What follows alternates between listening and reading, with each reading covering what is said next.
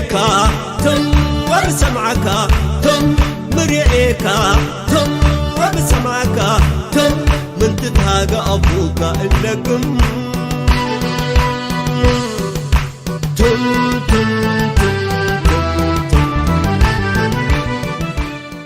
حجي انتي جالس كلنا مسلكا كتملا عليها مهنات حاجرينا مهنات حاجر مالت تحبرتسب امور حبرتسب مفتار زقمطم علامات حبيرو خسرح مفتان مالتي مسبلكا حجي كما يجرو مو كما يجري يتمر كما يجرو حدا علامه يسرح كما يجرو تحدنت حدا ربي حدنت قال ندبلنا نزمران بتيوري خطري اخذ دل خلها ازي شاشر كونتراكت زبلو امرانو بوليتيكاو امرانو بزعبو قلص انمو شاشر كونتراكت زبل امر يحجز دي نزي نحبرتسب كتامر يحجز دي حاده بدحريو عنتوي زجمر كاين امونغو زقارص كوخانيرا كلتا اقدست نغرات ناي ساوز سودان جمير كانيركا تاريخ ناي ساوز سودان مس حجي انت خاتغلص نيركابو بوزحنت هالو السودان اتبوزحنت تتأميرو خم حدا حبرتسب نحدا علامة نخسرح أي كألن كتب الخمسة خاين نيركا نايساو السودان ونامسي خانير كان ديخا ناي كالوت عدتات انتدألين كأني إذا حجنو بلازلنا هاجر أبهنسات هاجر تحبرتسب أمور كخون انتاي كقبر اللو انتاي مسقودة لي خي زفنتاح كي سرح زتهرف نتبل سلازخونت يقرتا قبر اللي تنعنتو يزقارت كوخا ناي سودانن ناي ساوث سودانن ناي ساوث افريكان ناي رواندان جميل كانير كمو نسن حج ابزي اسو حبيلكا غلصنا متان زياده كردانا بزعبا تقديرهم نحد علامه خدو كيلهم وي اي كالون بتبر مستشاشال كونتراكت كنا قدم كان غرنا تا تيوري صبق الله اذا سوشيال كونتراكت اب قرب ود حرستا يدا يكون كان مسخام بزنزق حرستا تفلطو ايمن عصق تبل الله عصق انتي مالت يا بانجليز كرنل مالت كرنل حجي تا قرب كت تنصحان دحرفينكا عصق تا كرنل كتهر مالك كان سان تحريرينكا بتنتبه اب قال تحريرينكا كن تيق دبل مخناتو تا شو يقب كان اذا سوشيال كابيتال تبال كاني ناي حبرتسب تا كرنل تا عصق حجي انتي مالت يوزي سوشيال كابيتال كنبل نكلنا تاينا نريد لنا من حبر طقمي اب تعشب اب سمم معتقات تي سوشيال كونتراكسي اب سمم محبر السباو وعي كنبلو نخلدو سوشيال كونتراكت محبر بيتر ووردين هلاو ينبر محبراوي تعشمو زي كونتراكت سوشيال كونتراكت نبلو وي يعني سمم وعل كتب هو وعل كتب له تخيل خاطر اب مونغ حبرتسب زقدر وعلي ازيا هو حجزي اسي اب حدا نرايا مولا تحت عد الحري خاسي تعد بسلام تنبر بحفيناسي دواع علوم زنبابرهم حقيم دغو ردي كان لها اجي بب زلخايو تخيل بحرفينكا بقى نمزنا عسى عالم يدخون حدا نابلعو خنبرونا يدخل مخابرات حبرتسب كنكم ما يكونن حبرتسب غنا كله اب محبراوي كنت عايش زي وعلي زي وعلي زخات تخلو እቲ ሶሳይቲ ካብታ ዘለዎ ነቲ ታይሹ አን ኦፊሻል አግሪመንት ይገብር ማለት እዩ ወግዓው ዘይኮነ ስምምዕ ይገብር ምክንያቱ መንግስቲ ዘይውጅ ወይ አን ኦፊሻል ማለት ዘይውጅ ስምምዕ ይገብር ማለት እዩ ኮንትራክት አትወሲ አነ አማኒኤል ምስ ንኣብነት አነ አሜሪካዊ ድሕር ምስ መንግስቲ አሜሪካ ከምዚ ኮንትራክት ገብር ኣለኹ ኢለ ወረቀት ሒዘት ኣብ ትሬታ ይኹን ኖ ሩዱ እዩ አነ ናተይ ጉባኣትን ናተይ መሰልን ይፈልጥ ካባይ እንታይ ዘሎ ሕጂ እንታይ ይኹን ማለት እዩ ነቲ اب محبراوي وعلات لهم مساعد مالتي تعد خا انا مريصه بسددكم سبات نعاي بزو كل خا تخيدلا زي اخاني نتناتي مثلا نتناتي تقمن تحلولا مالتي زيتي امونغوتي ناتي كوميونيتي جنراليتي كوميونيتي امونغوتي منغستن ويكات سرعاتن مسينا هنديون كلنا زغبرس يو زغلص انتاشي ስለዚህ ከም ቲዮሪ መፂና ክንሪኦም ከለና እቲ እንታይ ዝባል ፖለቲካዊ ምሕደራ ይመጽ ማለት እዩ ምክንያቱ ሲጂሲ እስኻ ሓደ ነገር ትገብር ከለኻስ ክትምዝዞን ከለኻሲ ንስኡ ኸ ኦብሊጌሽን ኣለዎ እስኻ ኣብዚ ተመዚስካ ኣለኻ ኣብታ ስራሕካ ኸ በቲ ሕጊ ናይቲ ናይ ቢሮክራሲ ኸ ተን ክትገብረን ዘለካ ኣለካ እዚኣተን ከ ዝቋፃፀረካ ኸ ኣሎ ምክንያቱ እስኻ እንደዚህ ጌርካ اتي ابتحت ذهب كان دغنا حتى كما مثلا لو سلمت اخاكم غير كايلو حتى سلازي ابزي ازي تاتي ناتو انت اشمتات نزي خا انت ايزمص بعابي وقتريون كلها اتي كونستيتيوشن كان اكت از سوشيال كونتراكت مثالتي حجي انا بكونستيتيوشن دفقدلي بقوام دفقدلي سي سلامنتاي كمزن غير كايلو حتى كاخيلن صاخا بون عي بقما كتملسلي عليك ازيات اماين امنغخان امنغوتي زلون سمعك اتو ازيات ابتتحسوتلو ازيات زي تخبرتلو نسخه زيغا ديكون كاسي نسخه انت اخاتخون كم انت اخاتلو سابجكت سيخاتخون مالت جزء اخاتخون لازم زيغا عند حرخوينو كن زخبر نحرخوينو كنا نسو مستادلاتو سوشيال كونتراكت اتو اتزلو اب انت اشمخ امستي زلو خاني ترانسبارنتلي كسرح تخيل انكلو ازي سوشيال كونتراكت يسرحلو لا تاشم فاوندامنتال ناتو تسورس غنا حجي تايخ مص مالتيو اتي ابتناتكا ناي منبر صح نبر نحرخين كاسي انتاي دبلكا صح نبر ترنكاس كالتكا خنوبرلو نوبرو نحرخينهم كتحلوا والله مالك ساتونكا كتنبر خنوبرو نحرخينهم نتناتكا انتاش نحلوا والله لازم خمانا بلتها تخيل كاب تحت جميره سقع على علي نسيو حجتها منقستي بهزبين هزب تبلسن السماء لا سوشيال كونتراكت نساعد مسامالك اب قدلي انا قحلف سخاصنا حنيرا زي اخم سوشيال كونتراكت ناي تغادلت نيرا خنولا نخل صمير از حزتهم زي سي تي سنلبونا سللبونا كوم ويدما خمس ساوث افريكا اوبونتو زبلوالو اوبونتو مالتيا اوبونتو انت مالتيا انا زلخوسي نسحه سلازلخاي نسخه سلازلخا انا كله خيله يبلو حجي اذا خمس عينت بهيلات نزت له زلخا سوشيال كونتراكت يدرعو دو اصبيغو ابالا ባህልና ውን መጽካውን እሱ ኮይ ቧ አታ ጎርደይ ብልካን ይባል ጎር ማለት ታይ ማለት እዩ ምሳኻ ዝኮን ሰብ ማለት እዩ በይንኻ እንድሕር ኮይንካ ሲ ክትነብሩን ኣይትኽእልንኻ በይንኻ ክትነብር ሲ ትኽእልንኻ ኩሉ ግዜ ጎር የድልየካ ኣብ ናይ ገድሊ ዝበልካ ቅንዕቲ ኣብነት እያ ኣብ ገድሊ እንታይ ማለት እዩ ኣነ ነቲ ምሳይ ዘሎ ብጻይ ከም ነፍሰይ ይኣምኖ ምክንያቱ ኣነ ጉልባብ እናገበረለይ ታባኽ ወፅእ ከም ዝኽእል ኣሚነ እየ ዝኸይድ سقولبام نحزي قبل لي كوينا أنا أفلب بينا في حي نبتدي تابع خديب مخا بناي سلاقي تاش مقتل سلخون كوي قبراني نسخة لك أنا عاي تاش متات قبل لي أبى أتيش لسر زي نسي أنا تسرحنا مالتي أبى مونغوتهم تقادل تسي سوشيال بوند اللو أنت اليوم حجز بلغة كاب خالصي زوم تقادلتي ذلو مساي يوم ناتي سدرابيت يوم حجزي أنت سوشيال بوند حليفوس أنت سوشيال كونتراكت نمر حليفوسي ناب سدرابيت كوين عخان تاش متات قبرك سدرابيت كل كعنا تاي جلسة بحقي نايتا سدرابيت تما زي أدخيتا سدرا كم حنتي أهادو كم حدا نايهادو تاش متات تكون زسي أزيو هفتام زخونا نجارات بني إشتاي جميل كاشعون على لعلنا خلاص غيدين بري أفتحت مسيكات فيهم كل خاسي نسرع صبوق نجار كد كيد نحرخون كاسي مستسب مجمرة أب تحساس بها أب لمدخا أب بهلخا أب تأمامتها مسترع آخر تشوشال بوند مثلا بري كم سبتي انسسات راح سوينا تسقاقعت خيل بري مجمرة مسرع خايسي وحساب لهم كيد نخيلنا تبل هجي أبقليو عدلين ياخون كان ميت تسامع كات بوند أتصب قطع ما صرح خلي أبقليو خا خمس دلخ يا سلازي كون تا كومبرومايز تمسك مالتي زي أتقدف تحرك السرح سلازي ما أتقبل نتات على السوشيال كونتراكسي بهاجر مسيكا فريق خلها عبي ومسيب وسنبر نحنا بزيك السوشيال كونتراكت كم والكسبون نخنقصن أزياد صقامي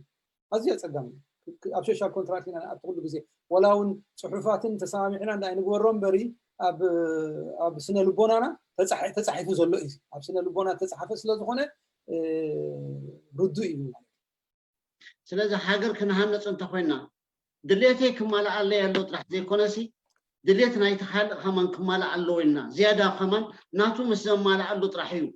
تحاجر تهنز السخ أنا عايك حالي اللي أنا معوس حاله كله نعايز حالي اللي إن دابلنا كن سقوم مسفترنا مسكالنا ترحيو تهنزت حاجر كمعبل زخيل نابزبل مدمدم تحن بتصحنا خير absolutely أبنتنا بحورة سبنا عندما قاشا خوين كحجين دا من دبلو تخيد الله تقاش جزا توك بخلق أنت أيبل خدانو أو أنت فلقا خدانو يورد لك مالتي كبر قاشا مالتي صراخ سكور كاسان صراخ أنا تايت بلغة قاشا خوين كخام عدبو خمان نابرو تلا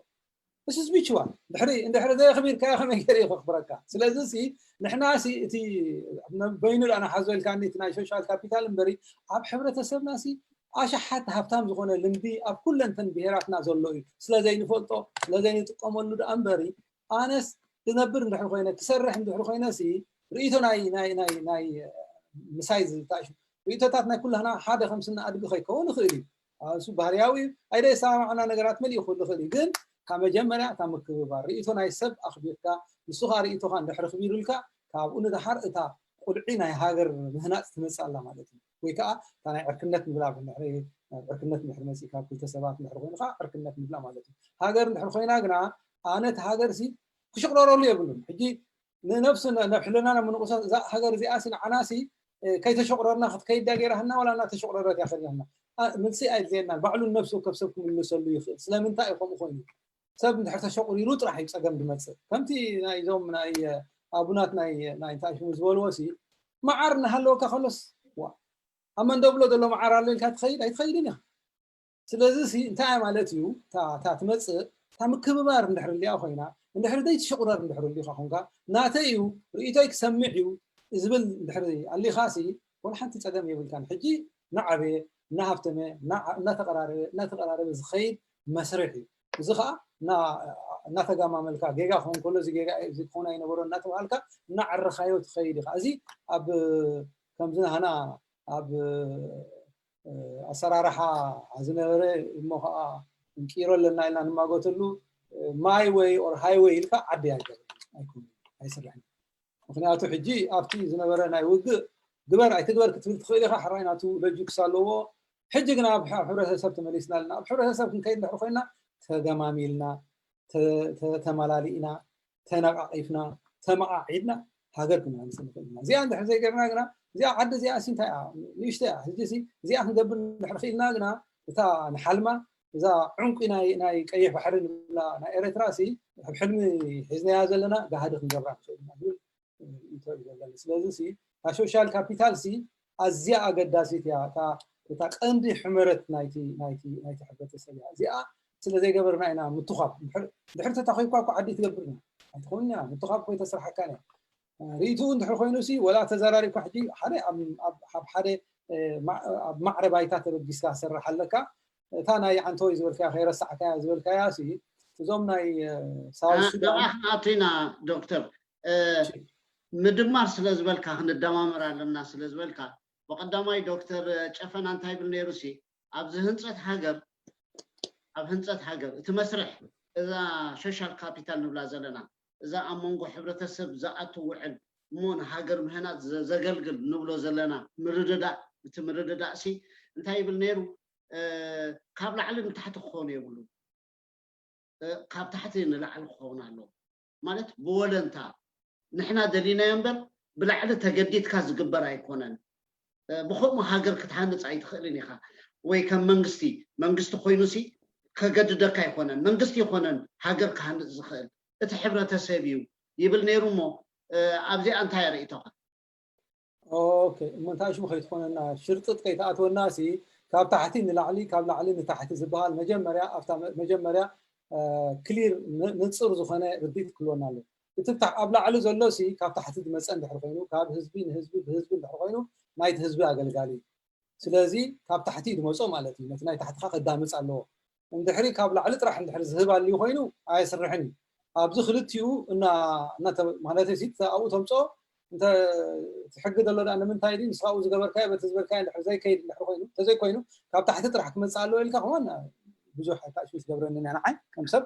ግን ከም ታሽሙ ክኸውን ኣለዎ ተኸምኡ ንብል ከለናሲ ሓደ ነገር ጥራሕ ኣይኮነን ካብ ታሕቲ ንላዕሊ ዝህጂ ቦቶም ኣብ ጥራሕ ዘይኮነሲ ቦቶም ኣብ ጥራሕ ዘይኮነሲ ቶፕ ዳውን ውን ክመጽእ እቲ ቶፕ ዳውን ግና ናትካ እንድሕሪ ኮይኑሲ ኣብ ዘይማእማእካ ተውርዶ እንድሕሪ ኮይንካሲ ሰማዕካ ኣለዎ ምክንያቱ ነቶም ናይ ታሕቲ ዘለዉ እንድሕሪ ዘይሰሚዑ ስልጣን ከም ዘይጸንሕ ከም ዘይቅጽል ይፈልጡ እዚኣ ብኸምኣ ጌርና ኣስፋሕ ቢልና ኣነ ምናልባሽ ኣነ ክገልጻ ከለኹ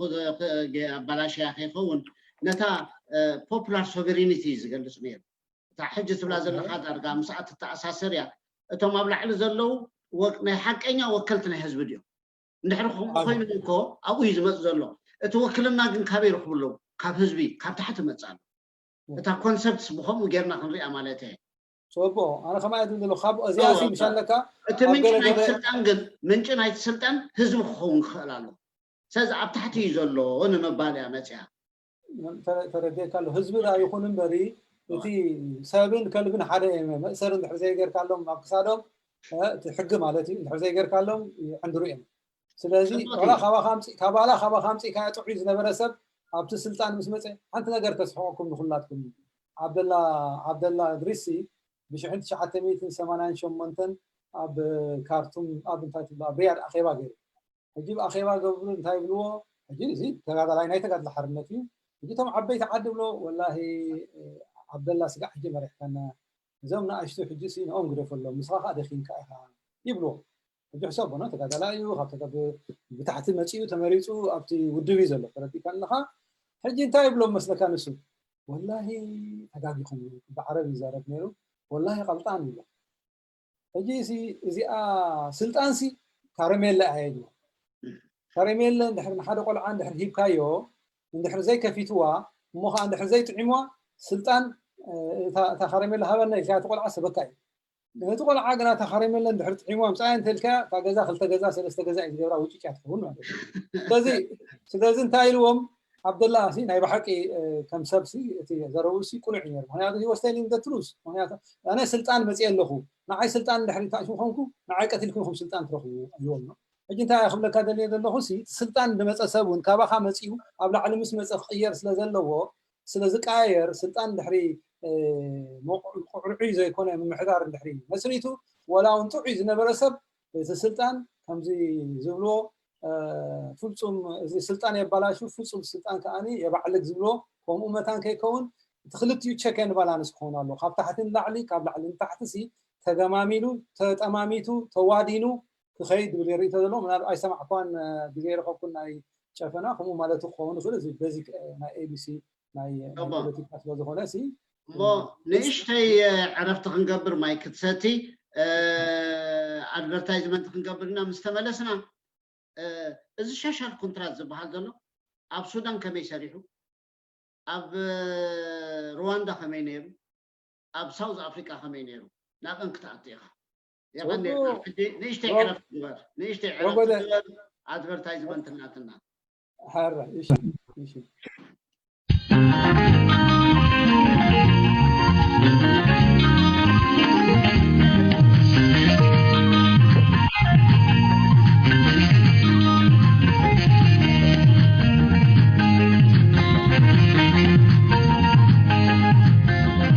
አገዳሲ ሐበሬታ በትግርኛና ዓረብን አገዳሲ ሐበሬታ ሚዲያ ኤርሲኒት መደብ ማዕድ ዘተስኒት መንእስያት ንምሕያለ ዝመደብ እዚ በቀጻሊ ምሁራንን ምኩራትን ሰሞያን ዝተፈላለየ አርእስቲ ሒዞም ዝቀርብሉ መደብ ዝቀርብ ሓሳባት ውልቃዊ ርእይቶ ናይ አቅረብቲ እንበር ናይ ስኒት ፖለቲካዊ ምንቅስቃስ ወግዓዊ መግለጺ ከም ዘይኮነ አቀዲምና ክንሕብር ንፈቱ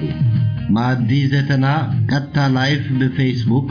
ኣብ ኤርሲኒት ከመሓላለፍ ምዃኑ እናሐበርና ሼር ንኽትተሓባበሩና ብኽብሪ ንሓትት አርእስቲ ዘተ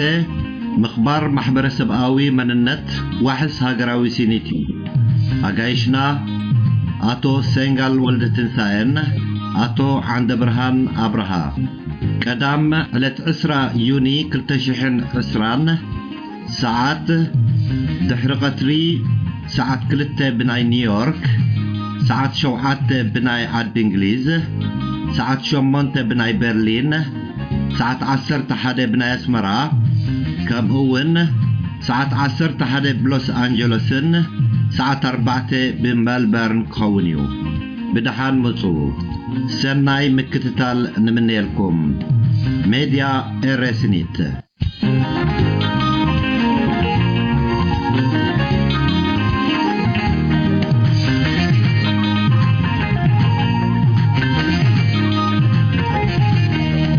حوار على مائدة الوفاق لتوعية الشباب هي سلسلة حلقات من برنامج توعوي نستضيف من خلاله المثقفين والمهنيين وذوي الخبرة يناقشون بدورهم مواضيع مختلفة ويطرحون آراءهم الشخصية التي تمثلهم، مع العلم أننا نبث حلقات البرنامج في حسابنا على الفيسبوك، كما نرجو من حضراتكم المساعدة في نشر هذا البث لتعم الفائدة. يسرنا في هذا اللقاء والذي سوف يكون بعنوان احترام هوية المجتمع هو الضامن للوفاق الوطني أن نستضيف فيه كل من السيد سنغال والتنسائي والسيد عند برهان أبرهة.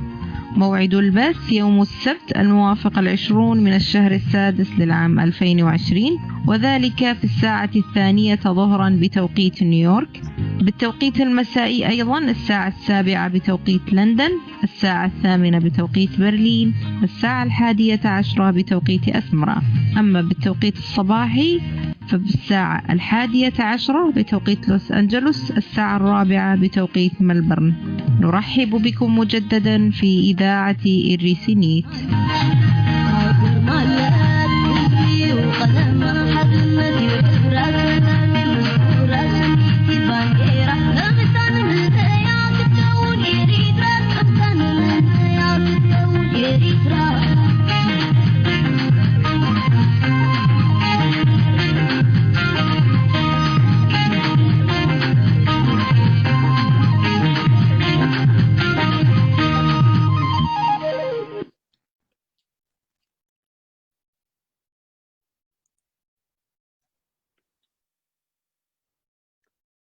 بوغمو دكتور قرودو عرفت راخل كان إيشتي؟ واو زي صبغت تنفاس تهبيا يا زي صبغت غيرك صبغ حج انت هاي نبلا لنا مسلكا اتا حبرة سبسي او وشطهم وعلك قبر اللوهم اتا شاشال كونترات توعلتي انت دعا قمعن فتحاون كوينو خاني اتا هنصات هاجر تمالا تبل زنبركا مسير النمو سودان انتهى قاطيمو اذا اب مونغو حبرتسبات زنبرت وعل فتحاويتن قنعتن نيرادو امون هنصات هاجر تقيموم دو ولا قرعيت سلا زي نبرت اب صقمعات يوم اسكزي ابرحلنا لحرب دحر ناي رواندا بتاع صبوق حجي ننويح غزينا تملالوس كنت سريحه اب ساوث السودان كاب كلتشحن شعتنسي دارقا خصاب كلتشحن 18 تملالوس سريحه مالتي كم مجمريا كم ناي conflict transformation and peace building advisor كوينه سريحه مالتي مس NDP مس ميشن دحركا ناتي تكال غيرها سريحه حجي انتايو بتعمي تاش مزغبركا مالتي سي كنمهارلو زلنا ነገር እዩ ምስና ናይ بقطها نايتي ناي قرا افريقيا تمكرو سለ ዝኾነ ሲ እንታይ ብሉ ዝወዓለን ገርካ ዝቀበረ ታሽ ምወካ ዝላለ ሓደ ምስላ ናይ ዓድና እንድሕሪ መፂና ሪኢና ናይ ሳውት ሱዳን ብሱሩ ሙናሓዞ እንታይ ይተጸለም ሕጂ ኣብ 1950 እዚ ናይ ነፃ ዓድታት ፍጠራ ክጅመራን ከለዋ ልካኹም ኩሉ ሃገራት ሱዳን ሓንቲ ታሽ ነፃነት ረኺባ ማለት እዩ ሕጂ ነፃነታት ርከብ ዳምበር እቶም ሳውዘነርስ እዮም ዝበሃል ነይሮም ኣብቲ ዋንቲ ብሰንኪ ዘይተመጣጠነ ምዕባለ ምክንያቱ እቶም እንግሊዛውያን ዝያዳ ነቶም ሰሜን ካብ ሰሜን ከዓ ነተጅዓሊን ዝበሃሉ ቀቢላ እምነታሽን ዝገብሩ ነይሮም ግሩም ዝገብርዎም ነይሮም ይሕግዝዎም ነይሮም ማለት እዩ ሕጂ ናፅነት ምስ መፀ ሽዑኡ እቲ ናይ ደቡብ እንታይ ዝብል ርእቶ ነይሮም ፌደራል ስቴት ይኹን ፌደራል ስቴት ሲ ንኩላህና ከመሓድረና ክእል እዩ ንሕና ባዕልህና ንሕና ህዝብና ባዕልህና ነመሓድር ንስኻትኩም ካናታትኩም ትኾኑ ግን ኣብ መጨረሻ ሓደ መንግስቲ ትኾኑ ዝብል ኣብ 1948 ኣትሒዞም ብበዓል አሊየር ዝበሃል መራሒ ዝነበረ ናይቶም አኛኛ ዝነበሩ ይመጽእ ማለት እዩ ግን ሱዳን ታሽማ ይገበሩ ነቶም ናይ ሳውዝ ነቶም ናይ ደቡብ ዝበሃሉ ህዝብሲ ከም ታሽማ አይቆጸርዎም ስለዚ ድሕሪት ናይ ምንቅስቃስ ናይዞም ናይ ኮሚኒስት ፓርቲ ገለንገለን ድሕሪ ስልጣን ምምጻእ ናይ ወተሃደር ውግእ እንታሽሙ ገብሩ ማለት እዩ 1965 አንጻይት ማዕከላዊ መንግስቲ ደቡብ አውቶኖሚ ዋጉ ማለት እዩ ሕጂ ምስኮነ ካብቶም ዓበይቲ ዓዲ ናይ ኣፍሪቃ ዝነበሩ ሃይለ ስላሴ ነይሩ ብ1972 መንግስቲ ናይ ሱዳን ምስቶም ደቡብ ኣሰማሚዑ ሓደ እንታይ ሽሙ ይብሉ እዞም ሓደ እንታይ ካትብሎ እዚ ናይ ደቡብ ኣውቶኖመስ እዚ ናቱ ምሕደራ ዘለዎ ክኸውን ተባሂሉ ሰማሚዖም ብድሕሪኡ እቲ ምትግባር ሕጂ ናቶም ወተሃደራት ክልዎም ወተሃደራት ክሳዕ 6,000 ዝኾኑ ካብ ኩለን ብሄራት ተዋፂኦም ካብተን ኩለን ተባሂሎም በብናቶም ዓቕሚ ክወፁ እሞ ሰራዊታችን ይገብሩ እዚ ናይ ሓቂ ዝገርመካ ኣብዛ ሕጂ ክገብሩዋ ዘይከኣሉሲ ኣብ 65 ኣብ 72 ገይሮማ ነይሮም 6,000 ሰራዊት ካብ ኩሉ ተዋፂኡ በብናቶም ዓቕሚ እቲ ኣብ ስልጣን ዝመፀኻ ካብታ ዝነኣሰት ቀቢላ እዩ ነይሩ ካብ ኢኳቶሪያ እዩ ነይሩ እቲ ናታቶም መራሒሎም ዘምፅዎ ማለት እዩ እንታይ ማለት እዩ እዞም ኩለን ተዘራሪበን ተሰማሚዐን የና ምፅና ማለት እዩ ሕጂ እቲ ምንቅስቃስ ከምዚ ኢሉ ይኺድ እምበሪ ናይ ኣብ ስልጣን ዝመፀ ድሕሪኡ ኒሜሪ ይመፅ ኒሜሪ ምስ መፀ ነቶም ሳውዘርነርስ በቲ ናይ ኣውቶኖመስ ሓቱ ስለ ዝነበሩ ንኣሃቶም ተኣሽሙ ንክገብሮም መታን ከንበርክኾም እንታይ ገይርዎ ኣብ ኣውራጃታት መቒልዎም 3 ኣውራጃ ገይርዎም ማለት እዩ ሰለስተ ኣውራጃታት ከዓኒ እንታይ ይበሃላ ኢኳቶሪያ ኖርዘርን ባህር ገዛል and greater bahar greater upper nile ይበሃላ ሰለስተ የምፁ ማለት እዩ ኣብቲ ኣተን 14 ታሽምታት ነይረን ዝሕጂ ዘለዋ እንታይ አይነ ኣብ እቶም ኢኳቶሪያ ሰለስተ ኣውራጅ ኣታሽም ምቀላ ኣብ ማሕደርትለዎም ናይ upper nile 4 እንደገና እቶም ከዓኒ ሰለስተ ታሽምታት ነይረን ሕጂ በዚታት ኣቂሞም ማለት እዩ ሕጂ ከምቲ ዝድለይ ከደም ምክንያቱ ኑሜሪ እናኸፋፈለ ሓርካ ናብ ዝኸፈቐ ኣኸይዱ ምክንያቱ መብዛሕትኦም ቶም ደቡብ መብዛሕትኦም ክርስቲያን እዮም 5 ካብ 100 ከዓ ኣስላም እዮም ማለት ስለዚ ሕጂ ኣብ ሰሜን ዘሎ ከዓ እንታይ እዩ እቶም እንታይ ዝበሃልና ብሸሪዓት መሃደር ዓዲ ገይሩ ሓንቲ ሃገር ኮይናሲ ወላት ክርስቲያንስ ብሽራዕ ክኾኑ ኣለዎ ተባሂሉ ሕጂ እንደገና ተወሊዑ ማለት እዩ 1983 ተወሊዑ ማለት እዩ ዝተወልዐ ሕጂ እቲ ምንቅስቃስ ጀሚሩ ማለት እቶም ኣኛኛ ዋን ዝበሃሉ ዝነበሩ ሕጂ እንደገና SPLA ተባሂሎም ኣብ 1983 በቶም ወተሃደራት ናይ ሱዳን ዝነበሩ ኣብ ቶሪስ ዝተባሃለ ቦታ ኣብኡ ታሽምታት ይገብሩ ሕጂ እዚ ክትሪኦም ከለኻ እንታይ እዩ ዝኩሉ ውግእ ሕጂ ርኢና ብድሕሪኡ መጨረሻ ኣብ 2002 መንግስቲ ሱዳን ነቲ ዝኸይድ ዘሎ ክዕወት ከም ዘይክእል እሞ ከዓ ከንበርክኾም ከም ዘይክእል እናተረድኦም ምስ መፀ እንታይ ዝብል የምፅእ ኣብ ውሽጢ ኣቲኻ ምብሕጓጉ ዝብል የምፅእ ማለት እዩ ሕጂ ኣብ መንጎ 2002 ጀሚርካ ክሳዕ 2005 ኣብ ኬንያ ስምምዕ ተገይሩ ኣብ 2005 ሓደ መሰጋገሪ መንግስቲ ይቆውም ማለት እዩ መሰጋገሪ መንግስቲ ካብ 2005 ክሳዕ 2011 ነይሩ ሕጂ እቶም ደቡብ ናቶም ምሕደር ኣለዎም እቲ ሰሜን እውን ሕጂ ሓንቲ መንግስቲ ኮይናሲ ክልተ ምሕደራ ናይ ሰሜን ምሕደር ኣሎ ናይ ሳውዝ ከዓ ምሕደር ኣሎ እቲ ፕሬሲደንት ኣሎ ቫይስ ፕሬሲደንት ካብ ደቡብ ክመፅእ ይፍላል ሕጂ በጋባብሲ እዝመን ትብሎ በሺር እናሃለዎ ከሎሲ ቫይስ ፕሬሲደንት ናቱሲ ኪር ኣብዘን 2005 ክሳዕ 2011 እቲ ዩኒቲ እቲ ሓድነት ዝያዳ ጥዑይ ኮይኑ ነዚ ሕብረተሰብ ዝነበረ ግጭታቱ ፈቲሑ ኣብ ሓደ ክመፅእ ዝብል እቲ ስምምዕ ዝተገብረ እዚ ኮምፕሬሄንሲቭ ፒስ ኣግሪመንት ይብልዎ ጉግል ጌርኩም ክትረኽቦ ትኽእሉ ኢኹም ናይ ሳውዝ ሱዳን ኮምፕሬሄንሲቭ ፒስ ኣግሪመንት ሕጂ እተን ቤዚክ ዝኾና ታሽምታት ግን ኣይታሽሙ ይገብራን እዩ ምሻለካ ከምዚ ክልተ ጎራሓት ሓመኹሽቲ ስንቆም ዝበሃል ኣብ ክንዲ ሃገር ዝሰርሕ እቲኣ ንርእሳ ተደልድል ሰሜን ከዓ ነብሳ ትደልድል ምክንያቱ ውግእ ክመፅእ ስለ ዝብሉ ዝነበሩ ምክንያቱ ሕጂ እንታይ ኣታ ልቦና ምትእምማን ስለዘየሎ ንሃገር ኣይሰርሑን እዮም ነይሮም ሃገር ኣይትመፅእ ነይሩ ሕጂ በዚኣ መሰረት እዚኣ ኣነ ካብ ጀነቫ 2009 ንሓገዝ ተባሂለ ተመክሮ ናይ ኤርትራ ስለዘለካ ናይ ሱዳን ከዓ ታሽሙ ስለዝኾነ ተባሂለ ንኬንያኡ ኸይድ ማለት እዩ ኣብኡ ምስኣቶም ምስቶም ኣብኡ ዝነበሩ ባይታ ስራሕ ንጀምር ስራሕ ሕጂ መፅናዕቲ ክንገብር ከለና ሓደ ነገር ረኣየና ሕጂ ነቶም ኢንተርናሽናል ኮሚኒቲ ዝበሃሉ ሕጂ እንታይ ነይርዎም እዚ ማልቲ ዶነር ትራስት ፋንድ ዝበሃል 500 ሚልዮን ነዚ ክልተ መንግስቲ ኣብ ሓደ ምፅኢካስ ሓደ ሃገር ክኸውን ምዕቡል ዝኾነ ዓዲ ክኸውን ተባሂሉ ታሽሙ ይኸውን ሕጂ ሓደ ካብኡ ምፍናው ናይ ሰራዊት እዩ እዚ ናይ ዘሎ ባእሲ ከመይ ጌርካ ትፈትሖ ገለ መልክታት እዩ ሕጂ ኩሎም ኣብ ምንታይ ይሰማምዑ ኣብ ምፍናው ናይ ሰራዊት مغنياتو فناو ناي سراويت حجي انتاي حجي خفانو خلو نتوم ناشتي كون ندفانو عصو مسو زارغو نانيانيا زنورو بمركوس غيرم زخدو يخا رفانيو ويون اب ساوزون دقنستي زينا مرا دقنستي وفانو ونيرم ساتن 70 عميت بقى تروعت الله حنا بلقا يسدد نيرو سيد انتاي مالتي منفس ناي هاجر هنا صاي نبر حجي ازيا نرياس لزنبرنا انتاي زبل ريتو مصيتهم زنورو او ادفايزرز فاينانسر احنا ازيا سي ناي غزي حتو اب ساوث السودان وقف جمهور مخنياتو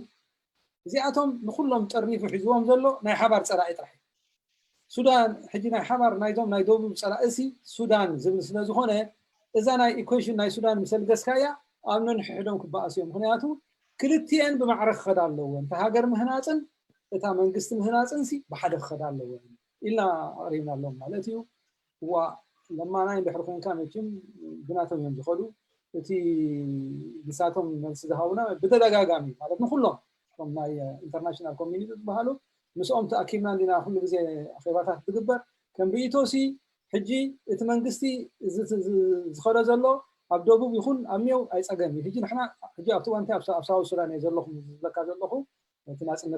ناصنت نغبرينا ريفرندم ስለዚህ ታሽ مستغبره ናጽነት ይሎም 90% ምርጫ ንخنفለይና ይሎም ተፈልዮም ማለት ሕጂ مستفلل يغلتشحن 11 ኣብ ክንዲ ናብ ክልቲ ዝሰርሕ ናብ ሳውዝ ሱዳን ከም ናይ ሓደ ዩኒት ሓላፊ ናይ ክራይሲስ ፕሪቨንሽን ሪካቨሪ ዩኒት ናይ UNDP ኮይና ሰሪሕ ማለት እዩ 11 ማለት እዩ ቅድሚ ናጽነት ጀሚሩ ማለት ሕጂ መጽናዕቲ ምስ ገበርና ናይ ግዜ ሕቶ ይምበር ውግእ ክውላዕ ምክንያቱ ማዕረም ማዕረ خيد የለን እዚኦም ሰብናት እዚኣቶም ሲ ካብ ዝተፈላለዩ ነገራት ደምጾ ጸገማት ኣምነን ሕዶም ጸገም ኣሎ እቲ ስራሕ ሕዝን ድሕሪ ሕጂ ተታሒዙ ኣብ መንጎ ሕጂ ናብ ምንታይ ክመሰካ ኣብ 1991 እዚ ኮምፕሬሄንሲቭ ፒስ አግሪመንት 2005 ግን 1991 ማቻር ላማኮል ዝበሃሉ ሕጂ እዚኣቶም ታይሱ ዘለው የመ አንጻር መንሽሙ ተላሒሎም አንጻር ዝሞተ መራሒኦም ጆን ጋራን ማለት ሕጂ ቀቢላዊ ውግእ ነይሩ እቲ ቀቢላዊ ውግእ ግን መን ይጠጠው አቢሎ ዓበይቲ ናይ መንሽሙ ዓበይቲ ናይ ዲንካ ዓበይቲ ናይ ንወር በሐሳብ ተአኪቦም people to people discussion ገይሩ ብ1991 ማለት እዩ ካብ ህዝቢ ንህዝቢ ክትገይሮም دحاره خاب كلنتا بوتها طرح كاب دينكا خاب نورن طرح ديكونسي ولاو ناقششتي زوم ناي اب كينيا زولو زوم ناي ايفانجيليكان تشيرش زبالو ناي كاثوليك تشيرش او بولهم مساحتهم دارغا 350 زخونو نحده 3 ورحي تاكيبهم تزراريبهم نتزلو مسرتو كل تعشمታት يرم تزراريبهم امچرچ انت يبلو زي بتناتم امنت مالتيو شمعات صعدو ابو عريم صو مالتي اجي اتم كوميونيتي نحدهم زواغو زلو منمنه نويرن ازوم منشمون زوم دينكان مالتي اجي انتاي غورو مالتي نزيوم شوعات يزلوهم زي حجي يزلوهم مون تاي مالتي مسرات بحر زليلكا بحري حما غير كان افتي اتم كوميونيتي እግዚአብሔር قصعكان زبل امنت مالتي وي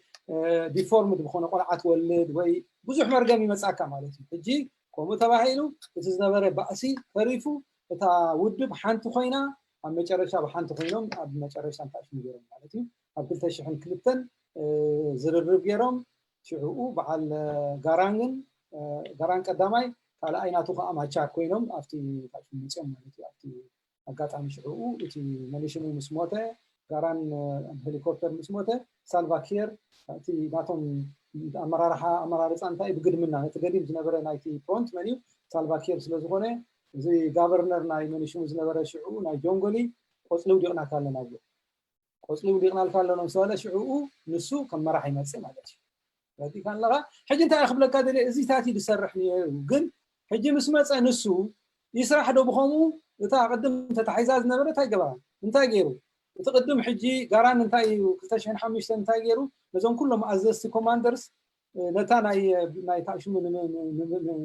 ببلال نتوم مراحتي بب قبيله اكن بب نبوتهم زخدو انتاي غيرو ماچار كام نوري ني اكواتوريا مديبو ወራሓት ኢኮኖሚ ኢኳቶሪያን እውን ስለዚ ሓንቲ ክገብር ኣይክእልን እንተ ሰሪሑ ክፀንሕ እንተ ዘይሰሪሑ ከዓ ህዝቢ ፎቅ ክብሎ ንሕጂ እዚ ቫይስ ፕሬሲደንት ዘሎ ዋኒጋ ንኣብነት ኣብ ዋው ሰዲድዎ ንኩሎም ቶም ኮማንደርሲ ኣብ ዓዶም ኣይሰደዶም እዚ ጋራን እዩ ብድሕሪኡ ጋራን ድሕሪ ምማቱ እዚ ሳልቫኪር ነታ ዓዲ እንታይ ገይርዋ ናብ 10 መቂልዋ 10 ስቴት ገይርዋ ዝኸፈ مش 3 ገይርዋ ጋራን እቲ መንትብለቲ ኑሜሪ ኣብ 10 መቂልዋ ኣብ 10 መቂልዋ ድሓር እንታይ ኮይኖም መስለካ እቶም ዝምደቡ ሰባት ከዓ ኑዌር ተኾይኑስ ናብ ዓዲ ኑዌር ኸይድ እቲ ናብ ምንታይ እዮም ቀዲሖም መስለካ ሕጂ ከየውፃና እምበሪ ናይ ኢትዮጵያ እዚ ፌደራል ስቴት ዝበሃል ብኡ እዮም መፅኦም ማለት እዩ እዚ ገይሮም ሕጂ ኣንታ ግደፉ እዚ ኣይተዋፅዓኩም እያ እቲ ፌደራል ስቴት ፅቡቅ እቲ ፌደራል ስቴት ግና ኣብ ክንዲ ብተኣሽሙ ትገብርዎ እቲ ናቹራል ባውንደሪ ጌርኩም ግበሩ ማለት ወሓዚ ጎቦ ደተምፅእ 10 ዓመት ድሓር እቶም ኣብኡ ማይ ኩዖ ዝመፁ ዘለዉ 10 ዓመት ሓደ ህዝቢ ክኾኑ ይኽእሉ እዮም ምክንያቱ እቲ ኢኮኖሚክ ኢንተረስት ንኣሃቶም ስለ ዘምፅኦም ኣብ ሓደ ዓዲ ክመፅእ ይኽእል እዩ ስለዚ እዚኣ በውራጃ እንተዘይገበርኩሞ ይሓይሽ ተባሂሉ ምክሪ ወሃብ ነይሩ ግን ክሰምዑ ኣይደለዩን ብድሕሪኡ እንታይ ይመፅእ 2013 ከዓ ውግእ ዝመፅእ ሓዊት ውላዕ 400,000 ህዝቢ መይቱ ሰኣን ቁርዒ ምሕደራ ምግባር እዩ ማለት እዩ ስለዚ ሕጂ እንታይ ኣምፅኦም ሕጂ ዝብለካ ኣለኹ 18 ድሕሪ 2016 ጠጠው ምስ በለ እንደገና ንሽሙ ቆፂሮም እዞም BPKO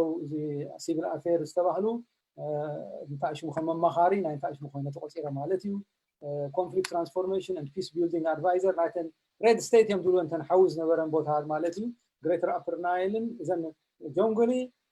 ቶሪት ማላካል እዚኣተን እንተን ሓውነን ኣብዚአን እናኸትኩ የሰርሕ ነይሩ ሕጂ ምስቶም ህዝቢ ንዛረብ ኣብ ህዝቢ እንድሕሪ መፂእካ እቲ ህዝቢ ፈልጥ እዩ ምክንያቱ እታ ሶሻል ካፒታል ይኣምነላ እዩ ኣብቲ ስልጣን ዘሎ ግና ክሰርቕ ስለ ዝደሊ ኣይደልያን እዚኣ እታ ፀገም ምክንያቱ እቲ ኤሊት ዝበሃል እቲ ልሂቃን ዝበሃል ክሰርቕ እንድሕር ኮይኑሲ እዚ ከምዚ ዓይነት ኣብ ሶሻል ካፒታል ተኣሳሰረ ክገብር ኣይክእል እቲ ዳይቨርሲቲ ናቱ ክገብር ሕጂ ጀሚሮም ኣለዉ ክሳዕ ክንደይ ክትኸይድ ኣይፈለጥን ግን ናሽናል ዲያሎግ እዚ ዓብይ ክኢላ ናይ ተመራማራይ ወዲ ሳውት ሱዳኒ ንገዛእ ርእሱ ፍራንስ ዴንግ ዝተባህለ ድመርሖ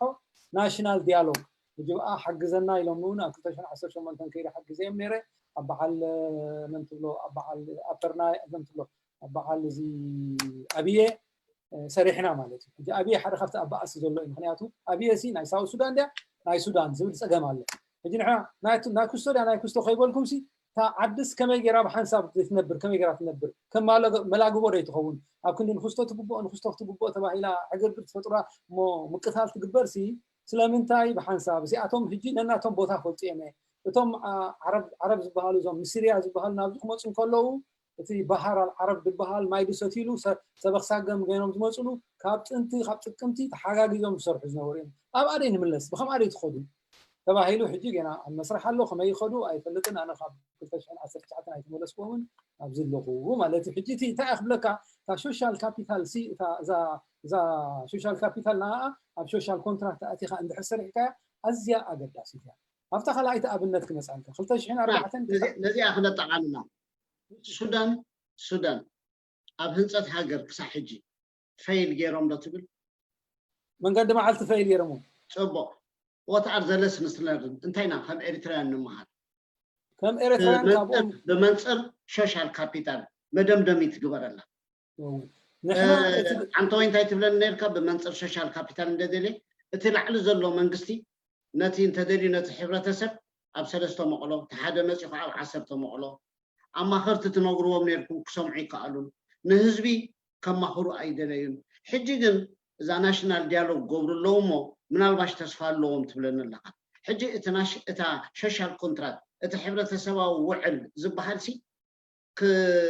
ክድልድል እንተኮይኑ ክኹስኮስ እንተኮይኑ ታራ ናይቲ ህዝቢ እንታይ ክኾን ዘሎ ታራ ናይ መንግስቲ እንታይ ታራ ናይ ህዝቢ እንታይ ክኾን ኣሎ ዝብል መታን ክንመሃር ኣለና ፅቡቕቲ እያ ካብ ሳውት ሱዳን እንታይ ኢና ንምሃር መስለካ ንሕና መለበሚ ኣይግበርካ መለበሚ ካ ይኽላእካ ብሉ ቦታትና መለበሚ ኣለና ናይ ሳውት ሱዳን ኣብ ከምኡ ኮይና ኣብ ሕጂ እንታይ እቲ ጌጋ ኣብ ሳውት ሱዳን ደሎሲ ኣብ ክንዲ ከም ህዝቢ ሕጂ أفتناهاتهم لمدن باهلنا سرارحان دحري خيام نايب حكي تأشمل لهم جن اتزنبرهم سوشيال كابيتال تبحقيقو مخنياتو سبقت لهم أب وحجي دربيو حجي حاجة زي ناشنال ديالوج زي فرانس دين حق زنز بلوسي تأشم يقرأ مبهال مالتي أمونغو تهزبسي تأشم خخون يقرأ نقيرة تباهيلوسي بحساب كسر حلو زغل كاو خانت انترناشنال كوميونيتي حق زنا موني تازبل كياكو عتن كل تنغرات تا سوفت كومباني سوفت وير اند هاردوير نبلازل ناسي مجمرا كندي بروجكت دو غلملتات نبلسي اتي تباتاتي خزولو تيشو ناي تحبرتسب نتاعش من غورو نصغنو نسو ندحر صغينا طراحيو علنا هافتام تمكرو لنا دنتا يمصيوم حجي دحرو تاشو زغورو زازبلكا زلخو ناي وليت بحال ناي زوم دين كان زوم نورن الله بزي كان السوخه شدشته انت اشوتات غير انا استساتف كله خا از دحرو خاني زوم منشو حجزوم ناي دي بي كي او زوم ناي سيفل افير حجزو خاني زوم كلهم نعلوت حلفتي مجمرا عرق خبر عليهم السزبي لهم بوا مس حزب دا يكون تمام احنا دلهم عرق غبر مجمرا انا حزب سي باسي بولن حزب سوم تباسو زلهم حزبي باسي بولن باسن سقاتكم يزلكم مغنياتو اتي ام حداري اب بارلمانت دلو اب عد وخيدو برت نسي دغزالو ابس اب بارلمانت مسلو خا صادق الزرب حجي زي بچبوت مغنياتو بغرمك خامنا كنا اريترانا هاتهم زبلصه اب سي بارلمانت خزاربون كلو اوشت تاخيبا خريتا اتنبري كمز ناي سينما اودين ان شاء الله ناي صمامات هيكونن لا زي يكون صمامات هيكون زي كم نقد يكون سي زخونه زيغا انا وصاتني عندي اريتراوي يعني نو افتي دحريت كوينسي وكيل ناي ان كوينت سرح زلخنا افتي بارلمان خير اكلني من انتايلو انت ام تزاريبم انت ام تبعيسهم هل زي زخونه تعيس قبر اني بادي خسمع خيري كل سب نصايب ازي كوي ابانا زيلو اتي مني دصيقو كو خطبل تخيلي خاد زرم يرو بقول عنيرو تزخونا حزب تزمت حجي اذن ما هركابهم مالتي ساو سودان ايتنعقم انستيتيوشن الون انزي انستيتيوشن زي يسرح سب دلا يخبل خلخون انا مسكر كنا كم زز بلا كازلوس انا سي من يخوينا يمون عايز تاشو زغورني كن ابت دحريت كوينسي ناي غافرنرز مينيت اخيبا زغبر سا خوينا مينيت سوسد نيره وصي خا مني خاز بلني يبلي بزعما زلو خا عند صحيف دلي خاز زاربني يلن اتليست سي ازيتات اللوم زي بحل زي اللوم ابانا عصو زخونه حبرتسب دلو كن كفتو كنكلالنا اتستغاغي خا اندحري سب اندحري بعت محبيو ناجرو ندحر خيبا حبا ايكلني حجيكو محبيو سلازلو استغبرس لزي فلت اب بارلمان راح اساس كزاربن تخلخ انا نقط تبل طرح خاطري انا ولا تزاربو خمن يسمعوني حجي زي كونن زي سنوت بزي هل سوسايتي ايفلتني سلازي امناي ساو السودان كنمصن كلنا تينا هنا جينا اصبقوا زي تبرزه قلنا من براس تخيد له سوشيال كابيتال نحنا جينا انا طفيو ايبلني قلنا انت ايو خمزي تدغويلو حمو خشتي غيركا غبر كالو نزا حمو خشتي قرب نفاس غيرنا بد تبيلا ورق زغنا هابتن بحلنا لنا ግን حجي سبالو طفيو ነው አይኮን ዝስጠፋ አይኮን ሚሌኒየም ድኸረስ ለዝኾነ ክጠፋ አይክልም ኣብሳው ሱዳን እኮ እዚ ሁሉ ዓይነት ከይዱ ኸመን ክጠፋ አይካለን ኣብታ አኼባ ምስተገብረ اذكرني اب اخيبا ناي زون كوميتيتات ناي عبيتي مس اما حضرت غفرنرز اخيبا استغبره اسخوم يخم تغاغينا دلخم يلم ما حجي منش من خلتي ما اقول له سالفاكيرن ازي ماچارن كوف يلم الله كلتيكم نسخاتكم يخم اسناد لكم نسخاتكم سليت عربكم يخم كل حوزات دلو خلي احنا باسيبنا انا انور دلو كبتو طفين انا مليسلو بقدامي باسيبنا نمسو انت صبا سيبنا السخو يخم تباسونا زلكم يلن اذا خنبل كوينا زي كالنا محبيب حتى سلا زلو كوي تشاشال كابيتال حزبي يفطرو زلو نا حزبي نخنمل زلنا حزبي اي باسنيتم بوليتيكا سلطان زدلي سبات رحمنت حزبي اوش تيوم زحغرغرو زلومو كابسا سودان زي اينا نمهار حسبنا زلو صبغ الله مايك ستن دحر دلي خامس او سغلا مايك ستن دحر خيكا ناب عين ما يا خات خيد عين ما يكا حزبي ناب حزبي نملاس ناب حزبي نملاس صبط ناي رواندا تحشنا بدحري ناي ساوث ناي رواندا هيجي كل تعمل سريحه ناي رواندا ክትገልጻ ከለካ በበንጽር ሶሻል ካፒታል ዳኻ ክትገልጻ ሶሻል ካፒታል ገይሮም ሲ ሃገር ህንጸት ሃኒጾም ዶ አይ ሃነጹን ትብል መቅድመ እትወና ናትካ ገምጋም ሕጂ እንታይ ይመስለካ ናይ ሩዋንዳ ካብቲ ዝሓመቐ ኣብ ዓለም ዝነበረ ፀገም እዩ ምክንያቱ ውግእ ጥራሕ ዘይኮነስ ጆኖሳይድ ተኻይዱ ኣብ ሩዋንዳ 1 ሚልዮን ዝኾኑ ህዝቢ ከዓ ጠፊኡ እዚ 1 ሚልዮን እዚ ክጠፍእ እንከሎ እንታይ ኮይኑ ማስ ሜድያ ደምፅኦ እዩ ማስ ሜድያ ደምፅኦ ሁቱ ይንሱ ቱሲዩ ቅተሎ እናተባህለ ይተቀቲሉ እቶም ንኩላህና መታን ርቡፅ ንጹር መታን ክኸውን እቲ ሕብረተሰብ እቲ ዝበዝሐ ሕብረተሰብ ሁቱ እዩ ዝበሃል 84% ናይቲ ሕብረተሰብ 14% ከዓ እቶም ቱሲ እዮም እቶም ሳልሳይ ከዓ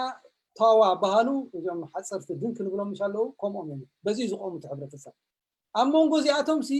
ቤልጅየም የማምፅኦሞ እቲ ምፍልላይ ናይ ኤትኒሲቲ ኣይነበረን ሃብታም እዩ እንድሕር ኮይኑ ሃብታም ከብቲ ገለመለታት እንድሕርሎ በትናቱ ታሽሙ ኸውን ሕጂ ቱሱ ይበሃል ሕጂ ነዚ ኣኸር ጉድዋ እንታይ ገይሮም መልክዖም ቁሩብ ፍልይ ዝበለ ከምዘና ኢስት ኣፍሪካ ድመስሉ እቲኣቶም ባንቱስታን እዮም እቲኣቶም ኢስት ኣፍሪካ ኣፍንጮም ከምዚ ዝበለ ከም ታሽታት ኮይኑ ሓፀርቲ እዮም ሕጂ እንታይ ገይሮም ንዓቀን ንስኻ ቱሲ ኢኻ ብሎም ለበል ይገብሮም ማለት በቲ ናይ ሰውነቱ ቅርፅን ሓብትናቱን ኣብ ግምት እዮም ፈጢሮም ቢታሽ ማለት ኤትኒክ ፈጢሮም እምበር ቀደም ኣይነበረን ሕጂ ከም ባእስውን ኣይኮነን መርዓው ሓደር ገብሩ ገለመልታት ይገብሩ ነይሮም ሕጂ ብድሕሪኡ እንታይ እዩ እቶም ኣብ ንግስነት ዝነበሩ እቲ ዳይናስቲ ዝነበሩ ከዓ እቶም ብዙሕ ዘለዎም ዘይኮኑስ እቶም ናይ ትምህርቲ ዕድል ዝነበሮም እቶም ቱሲ እዮም ነይሮም ቤልጅያንስ ንኦም እዮም ጉሩም ገብሩ ነይሮም ናፅነት ክመፅእ እንከሎ ሕጂ እንታይ ይብሉ ዋ ባዕላህና ዘይነመሓድር ይብሉ ህጅሳቶም ማለት እቶም ቱሲ ማለት ና ዓድና ክነመሓድር ኣለና ንሕና ናፅነታት ተወሲድና ወይለዮኸ እዚ ዲኽን ዘለኹም ኢሎም ግልብጥ ኢሎም ንመን ክድግፍዎም መፁ ነቶም ሁቱ ክድግፍዎም ይጅምሩ ማለት ሕጂ እታ መጀመርያ ጆኖሳይድ ዝተገብረት ብ1958 ነቶም ቱሲ ኣባሪሮሞም ንኡጋንዳ ከይዶም ማለት ከም በብግዚኡ እናኸደሲ ብዙሓት ኣብ 70 ገለን ከዓ ከምኡ ገይሮም ሃዲሞም ከይዶም ከምዚ ሕጂ ምሻለካ ሓደ ነገር ምስ መፀ ሰብ እግሩ መሪሕዎ ንስደት ይኸዱ መብዛሕትኡ ግዜ ከዓ ናብ ኢስት ኣፍሪካ መብዛሕትኡ ግና ናብ ኡጋንዳ ከዱ ከምኡ ንኮንጎ ከዓ ከዱ ነይሮም ማለት እዩ ሕጂ ብድሕሪኡ እንታይ ይመፅእ እዚ ሓርነታዊ ቃልሲ ይመፅእ እዚ ሩዋንዳ ፓትሪዮቲክ ኣርሚ ዝበሃል ይመፅእ ማለት እዩ እዚ ሩዋንዳ ፓትሪዮቲክ ኣርሚ እዚ ሕጂ መራሒ ዘሎ ይኮነን መራሒኦም ነይሩ ድሓር ኣብ ውግእ ተሰውአ ካልእ መራሕቲ ረሲዑ ኣለኹ ጆሴፍ ገለ ዝበሃል እዩ ነይሩ ሕጂ ክመፁ ከለዉ ክስጉሙ ከለዉ ናብ ሩዋንዳ ከዓ ከለዉ ተሰዊኡ ማለት እዩ ካጋሜ ኣብ ናይ ሴኪሪቲ ናይ ሙሰቨኒ እዩ ሕጂ ድሕሪ መስዋዕትናቱ ኣምፂኦም መራሒ ገይሮም ማለት እዩ ካብኡ መሪሕዎም ይመፅእ ማለት እዩ ሕጂ እናቐረቡ ክኾኑ ከለዉ እታ ኣካታዓይ ዘረባ ዘላ እታ ነፋሪት መኒሽሙ ዝነበረ ሃይበር ሪማና ዝበሃል መራሒ ናይ ሩዋንዳ ዝነበረ እቶም ተጋደልቲ ሃሪሞም ኣውዲቖም ሕጂ እዚኣ ኢንስቲጌት ትገብር ማለት እዚኣ ነቲ እዚኦም እንታይ ይብሎም ሕጂ ሓደ ነገር ክትሃስዮ እንድሕር ኮንካ ሲ ለበል ክትገብሮ ኣለካ ወይ በብርጅኡ ወይ ብቆመቱ ወይ ብቁጥኑ ለበል ክትገብሮ ኣለካ ዘየለካ ለበል ትገብር ሕጂ እንታይ ኢሎሞ ኮኮርችስ ኢሎሞ እንታይ ትበሃል ኮኮርችስ ብትግርኛ እንጭራር ያ ትበሃል ሓቀይ نحن حسب الله موني كوكورتشيس نبلا موني جن أنا انشرار مثلاً خم تعشمو جن كوكورتشيس يلوم حجين تاي مالتيو كنت قهلون دحرخان كاسي ديهومانايز تقولوا لك مجمرة سبع يكونن لازم تاي مالتيو توسي مقتال سي سب يكون مقتال يكون اس كوكورتش مقتال داس وايتي مقتال كو حدا سب مسكتل كخاون نحري اش حسبات تقتل ولا حد يولي متى كم سب امر خاصي سب كوري سب كمانا بارأس الله سيتفترة قتل يقولون دحرت الله اللي خاونك حسب مسام سجرك أزياد سجن لازم بخمسة حجي انتي كوينو انت زي قتيلكم نابلو تاش مقبرهم انت زي قتيلكم زي يلوم تاش مقبرهم توم مرعى بمرعى تسعميلهم زنورو توم توسي توم هوتو يقتلوهم مالتي دودع ليك هراي هراي دودع مالتي حجي تاي مالتي زي دراغاتوري مالتي من نعاس مالتي نو انا حدا صلاي خاسي شم كتب لك حما عشم بس اصياف دخونه سلازي ما نشمو ኣሜሪካውያን ንመንሽ ምቆትለዎም ከለዉ ሬድ ኢንዲያንስ ቆትለዎም ከለዉ ነቶም ዓሳክር እንታይ እዮም ዝብሎም መንፈስ የብሎም ስለዚ ሰብ ኣይኮኑን መንፈስ ዘለዎ እንድሕር ቀቲልካ ሓጢኣት እዩ ሰብ እዩ ማለት እዩ ስለዚ እታ መጀመርያ ደምፅዋ ሰብ ኣይኮነን እዚኣቶም ከዓ ነዚኣቶም ንምጥፋእ መጀመርያ እዛ ዝበልካ ድዱዕ እዮም ድዱዕ ከዓ ሰብ ኣይኮነን ስለዚ ክህሎ ትኽእል ኢኻ ማለት እዩ ሕጂ እቲ ድሕሪኣ ዘላ ሽሙ ግና እንታይ እያ መሬት ንክትወስድ ምክንያቱ ኣብ ኣፍሪካ እቲ ዝበዝሐ ፐር ስኩዌር ኪሎሜትር ዘለዎ ዓዲ ብዝሕሰብ ሩዋንዳ እያ እዚኣ ሕጂ ተቐቲላ 1994 1 ሚልዮን ዝኾኑ ሰብ ይመፅእ ይመውት ድሕሪኡ እቶም ፓትሪዮቲክ ኣርሚ ነቲ ዝነበረ ስርዓት ሽሙ ገይሮም የባርርዎም ማለት እዩ ሕጂ እዚኦም ኩሎም ናበይ ይኸዱ መስለካ ናብ እዚኦም ናይ ሁቱ ንኮንጎ ይኸዱ ማለት እዩ ኣብ ኮንጎ ኸይዶም ከዓ ካብኡ እናተመለሱ ከዓ ንሩዋንዳ ከጥቅዑ ጅምሩ ስለዚ እቲ ናይ ሩዋንዳ ከዓ ኣንፃሮም እንታይ ሽሙ እናገበረ እዚ መጥቃዕትታት እናገበረ ነቲ ዓዲ ስተይብል ገይርዎ እታ ፎር ዴር ክሬዲት ሕጂ እንታይ እዮም ገይሮም መስለካ እዞም ኩሎም ገበን ዝገበሩ ሰባት ሕጂ ሓደ እዚ እንታይ ሽሙ ገይሮም ናሽናል ሚውዚየም ይበሃል እቶም ኩሎም ዝሞቱ ዝተቆተሉ ፈርቂ ብእንታይ ሽሙ እዮም ብጎዞሞ ገይሮም እዮም ቀቲሎም ብጎዞሞ ገይሮም እዮም ቀቲሎም ንስኻ ብጎዞሞ ገይሮም ቀትልካ ከለዉ መታን ክትመውት ብጥይት ጌርካ ቀተለኒ ገንዘብ ትኸፍል ተቆትሉ ከይስተሳቀዩ ክሞቱ ምእንቲ እቲ ናይ ብሓቂ እንታይ ሽሙ ኣፀይ ኣስካሕካሒ ዝኾነ ቃታት ላይ እዮም ቀትልዎ ብቻ ካብ ሓንቲ ጥይት ሃበኒ ናበሉ እንታይ ሽሙ ከምዚ ገይሮም እናመተሩ እቶም ነዚ ዓይነት ጎስጓስ ዝነበሩ ዝነበሩካ ናይ ካቶሊክ ኣቕሽሽቲ እዮም ማይንዲ እቶም ዝበዝሑ ኣቕሽሽቲ ነዚ ኣብዚ ከማን ተፀቢዮም ወላቶም ናይ ቤተክርስትያን ዝበሃሉ ሰባት ነቶም ኣብ ምጥፋእ ናይቶም ቱሲሲ ተፃዊቶም እዚ እቲ ታሪክ ትሪኦም ከለካ ሕጂ ድሕሪኡ እንታይ ይመፅእ እዚ ምስ መፀ ሕጂ ንሕና እዚ ኩሉ ሰብ ገበን ዝገበረ በሻሓት እዩ ኣብ ቤት ማእሰርቲ እቲኻ ንኡ ኣሲርካ ንኡ ክትፈርድ ሪሶርስ ዓቕሚ የብልናን ህዝብና እውን እንታይ ሽሙ ኣይኮነን ስለዚ ሃገራዊ ዕርቂ ክግበር ይብል ማለት እዩ ሕጂ እቲ ሃገራዊ ዕርቂ እንታይ ኣምፅዋ እዛ ጋቻቻ ትበሃል ናይ እንታይ ሽሙ ሕጂ እታ መጀመርያ እንታይ እዮም ዝገብሩ መስለካ እቲ ሰብ ክፉእ ዝገበረ ኣበይ ቀቲልዎ ኣበይ ቀቢርዎ ከማ ኣይፈልጥን እዩ መጀመርያ ሕጂ ስኻሲ ክሎዥር ዝበሃል ኣሎ ክሎዥር ኣብ ሓደ ሲ መደምደምታ ክትገብረሉ ኣለካ ምክንያቱ ኣብ ባህሊ ሕብረተሰብና እንድሕር መፂና ክንሪኦ እንድሕር ኮይና ብዙሕ ባህልታት ኣለና ሕጂ ኣብቲ ኖርማል ሕብረተሰብ እንታይ ይብሉ ተስካር እንድሕር ዘይጌርካ ኣፍ ኣቦኻ ዕፀኻ ንብላት ኣፍ ኣቦኻ ሲ ሃሂሉ እዩ ዘሎ ይብሉካ እታ ትሕርኣ ዘላ ግና ከብዶም ኢኻ ትሓፅበሎም ዘለካ ምራ ኣቦኻ ናበይ ክሰምዑ ይበላ ሓንቲ ግን እቲ ባህሊ እዩ ዝመፅእ ሕጂ እዚኣቶም እንታይ ክብሎም ጀሚሮም እሞ ነዚኣቶም እቶም ኣዝዮም ኩፋኣት ዝኾኑ ንሕና ብሕጊ ክፍረዱ ንታንዛንያ ክኸዱ በዚ ናይ ዓለም ቤት ፍርዲ ክፍረዱ እቶም ኣዝዮም ኩፋኣት ዝኾኑ እቶም ካልኦት ግና ይቕረ ንግበረሎም ኣጋቻቻ ሕጂ እንታይ ገይሮም መስለካ ካብቶም ዓበይቲ ዓዲ ካብቶም ደቂ ኣንስትዮ ካብቶም መንእሰያት ኣቂሞም ጉጅለ ሕጂ ንስኻ ትመፅእ ኣነ ሕጂ ሰብ ቀቲለ ኣበይ ቀቲልካ እንደይ ቀቲልካ 70 ገለን ቀቲለ ሕጂ እንታይ እዮም ዝርእዩ መስለካ ይጠዓስ ዶ እቲ ሰብ ክዛረብ ከሎ ሕጂ ሰብ ይኮይኑ ዘሎ ትቅድም ሰብ ክቀትል ከሎ ግን እንስሳ እዩ ተቀይሩ ዘሎ ደቂ ሰባት እኮ ናይ እንስሳ ባህሪ ኣለዎ ብልጭ ድብል ናይ እንስሳ ባህሪ ኣለዎ ሕጂ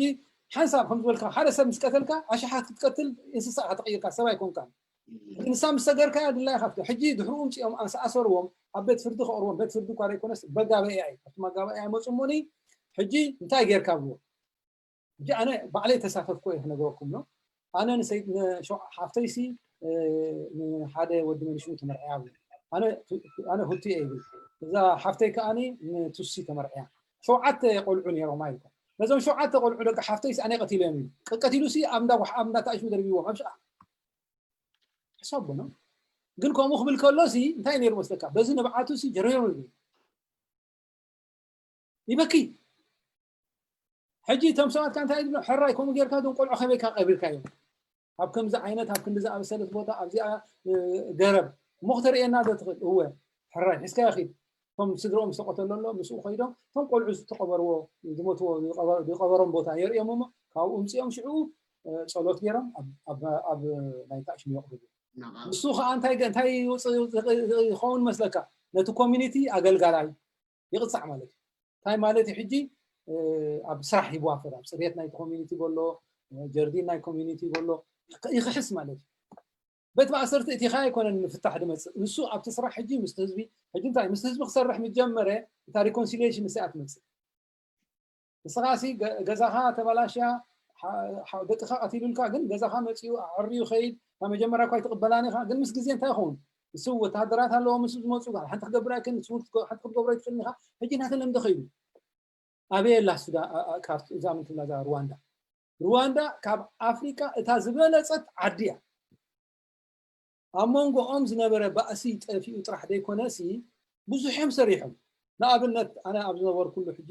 እቲ ኣነ ካብኦ ኤርትራ ክትመሃረሉ ዘለዋ እንታይ እዮም ገይሮም መጀመርያ ክግበር ዘሎ መጀመርያ ሶሻል ወርከርስ ክነሰልጥን ኣለና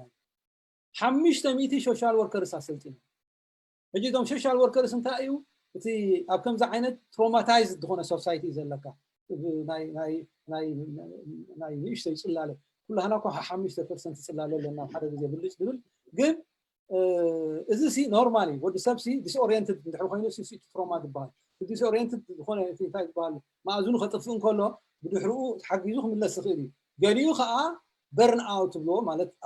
ሓገዝ ዘድልዮ ናይ ሓኪም ናይ ክሊኒክ ሓገዝ ዘድልዮ በብግዚኡ እንታይ ሽምታት ዝኸውን ሕጂ እንታይ ኢኻ ከም ሕጂ ሓንሳብ ንስኻ ኣብ ከምኡ ምስኣትኻ ትሮማታይዝድ ምስ ኮንካሲ ሓገዝ እናተገብረልካ ካብኡ ንክትወፅእ ነዊሕ ግዜ ይወስድ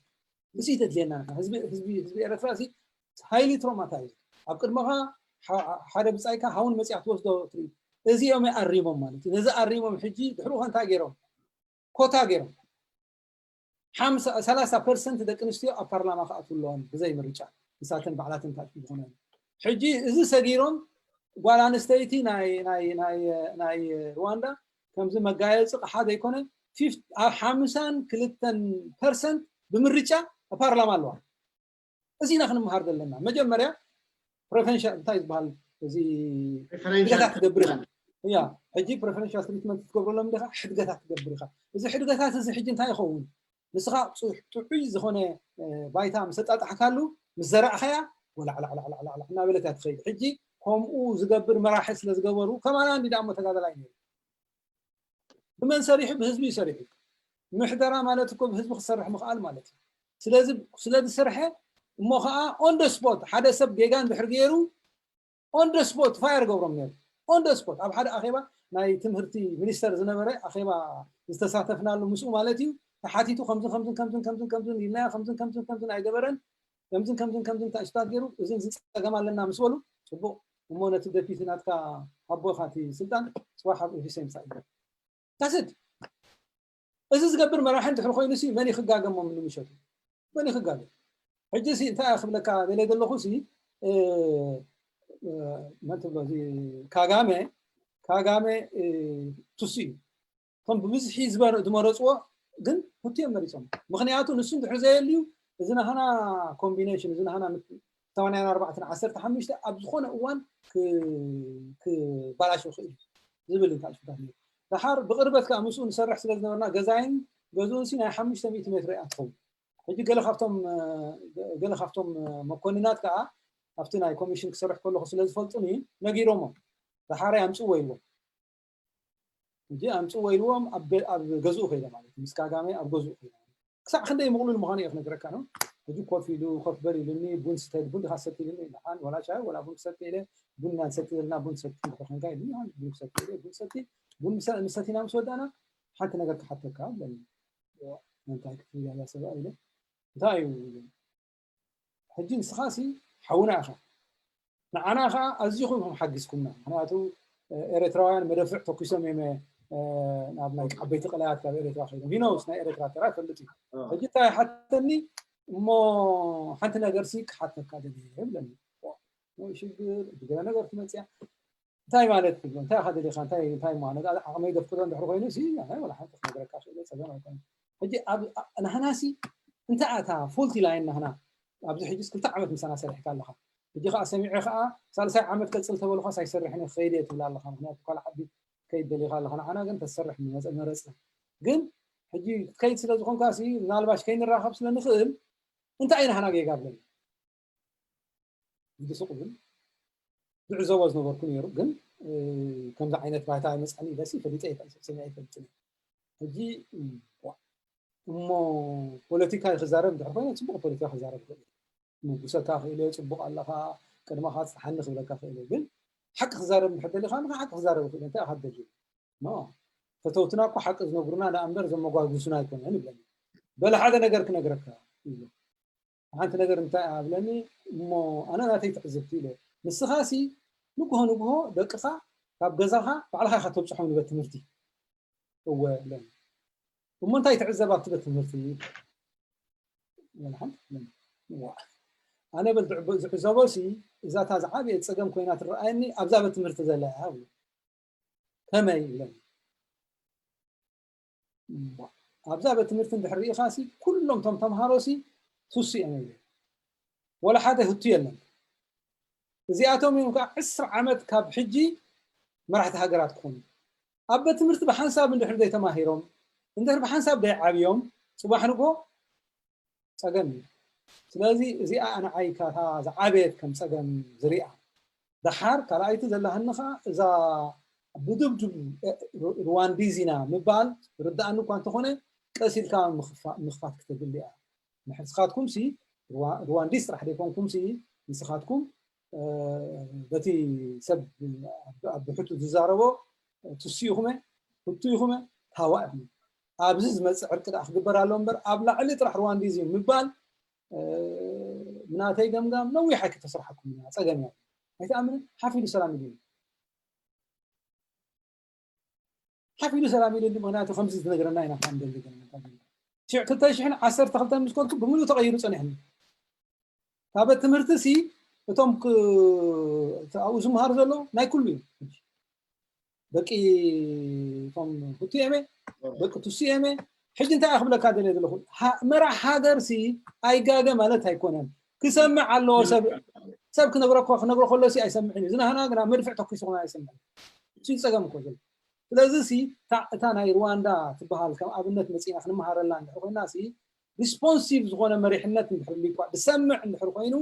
እሞ ከዓ ነቲ ዘሎ ፀገማት ሕጂ እንታይ ገይሮም እንታይ ኢሉ ኣነ ዝነበርኮ ማለት እዩ እንታይ ኢሉ ንሕና ሃብትና ህዝብና እዩ ኤርትራ ሃብትና ህዝብና እዩ ሓቂ ድዩ ኣይኮነን ምክንያቱ ሃብትና ሃቶም ህዝብና እዩ ተባሂሉ ነቶም ኣብ ትምህርቲ ዝኣቱ እቶም ቀዳማይ ካልኣይ ሳልሳይ ዝወፁ ከዓ እዚ እንታይ ዝበሃል እዚ ናይ ጅባ ገብረሎም ነይሩ ከተባብዑ እንድሕሪ ካብኣ ወሪዱ እታ ናይ ጅባ ትፀፍእ ማለት እዩ ድሕሪ ፅቡቅ እንታይ ሱ ዝኸይዳልዩ ኮይኑ ኣይሽሙ ገብር ሕጂ ኢንሰንቲቭ ኣለዎም እዚ ሕጂ ድሕሪ ኢኻ ብትምህርቲ ክልተ ነገር ግበሩ ኢልዎ ንሕና ሪሶርስ የብልና ሪሶርስ ናህና ህዝብና እዩ ባይሊንጓል ኮይኑ ኢሉ ባይሊንጓል ማለት ፈረንሳን እንግሊዝን ተዛረብቱ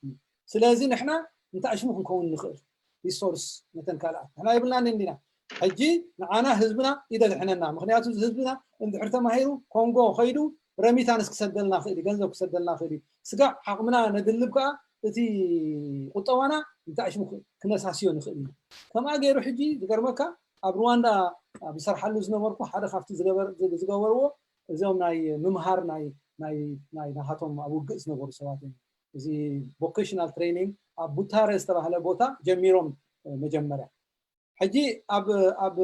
ሩዋንዳ ቡታረ ንሰንትራል ኣፍሪካ ስተር ኦፍ ኤክሰለንሲ እያ ዘላ ካብ ኩሉ መፅኦም እዮም ኣብኡ ዝመሃሩ ኤርትራ ከምኡ ክትኸውን ኣይትኽእልን ክትከውን ትኽእል እያ ግን እቲ ምሕደራ ሕጂ ሲ ሓንቲ ዩኒቨርሲቲ ነበረካ ዓንቂርካ ካልእ ዘይብልካ እንድሕር ኮይንካ ሲ ሕጂ እዚ ንክንመሃር ዘለና እዞም ሰባት እዚኣቶም ሲ ሕሰቦ ጀኖሳይድ ተገይሩ 1 ሚልዮን እዮም ሜቶም ኣብዛ እዋን እዚኣ ግና እንድሕሪ ርኢኻዮ እንታይ ሽሙ እዚ ናይ ብሓቂ ለውጢ እዮም ገይሩ ስለዚ እቲ ናይ ሩዋንዳ ንምሃሮ ሲ ሓደ ንገዛ ርእሱ እቲ ሰራዊት ንገዛ ርእሱ ናይ ሩዋንዳ ሕጂ እንድሕር ርኢኻዮ ሰራዊት ኣብ ሙሉእ ዓለም ፒስ ኪፐርስ እዮም ከም ዝበለፁ ፒስ ኪፐርስ ኣብ ዓለም ዝኸዱ ዘለዉ ብፍላይ ኣብ ኣፍሪካ ሩዋንዳ እዮም ኣብ ሳውት ሱዳን ኣብ ኩሉ ቦታታት ሩዋንዳ እዮም ዘለዉ ሕጂ እታ ንሱ ዝበላ ኣብ ሩዋንዳ ዘሎ ሰራዊት ጉቦ ይበልዕኒ ነግረካ ሓደ ናይ ናህና ምሳና መሳርሕትና ዝነበረ እንታይ ገይሩ መስለካ ፈረንሳዊ እዩ መበቆሉ ሕጂ ከይድ ከሎስ ማኪና ሃሪሙ ሕጂ ምስ ሃረሙ ጎዮም ፖሊስ ሒዞሞ ሕጂ ዝለመዶ ኣብ ዝተፈላለዩ ቦታታት تا شو هبايلو درايفنج لايسنس هبا مسبولو انتاي هبو نا يونايتد نيشن مش ورقه هلنا ابتا نا يونايتد نيشن $100 غير هبو تقبلوا بوليسات ترافيك تقبلوا حتى زما كيناسي حريمه اخيدا فامن دي خابلو مو فقط كان يحرقون خاب زما كينا توردو سلام تايم تقبل لك مجمره سلام تايم تقبل لك بالجواب يزحتك بالجواب حتى حتيتو حجم بحرو انتاي يبلو مو ماكينه ناي بوليس لازلا اذا ماكينه اذا بوليس بوست لاي صار خاب زنا بوليس تخيل له حزبو خير مالتي حجم انت كسيسو مسلك حدا بس غبره جيجا كالا ايكا نو بوليس غبو خمس دلدل ما اخوينو تاثيرو ن 4 ورح تفريدو نا بيت مأسرتي كابيت مأسرتي مسوصخا ب24 ساعات ازي عندلوني نايلم كان حدد باباني ازي رواندا ازي تي قرعي زخونه تاش مساتي حجي كاب رواندا سي شحن 200 كن مهار نخينا نيشتا عدي دخع ريسورس يبلنا نحنا لا ريسورس حبتامات عندنا انت كده يبلنا كالس غدوفو شو شيتنا خمان كنبر مخالنا اسا شيتنا خمان كنبر مخالنا غدوفو تخاله ኤርትራሲ ኣዝያ ሃብታም እያ እታ ሃብቲ ናይ ዓድግና እቲ ማቴሪያል ዘይኮነ እቲ ሰብ ነቲ ሰብ እንድሕር ብፅቡቅ ኣመሓዲርካዮ ቁሩዕ ዝኾነ እንታይ ሽንታ ጌርካሉ ይኸይድ ኣብ ናይ ሳውዛ ናይ